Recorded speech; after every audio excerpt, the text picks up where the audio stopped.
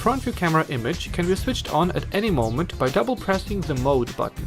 Seek Up and Seek Down buttons are used to switch between camera images. Pressing and holding the Seek Up button until you hear a beep enters the Fixed mode. Camera image will remain on the screen until you switch it off manually. You can switch between front view and rear view camera images in this mode as well.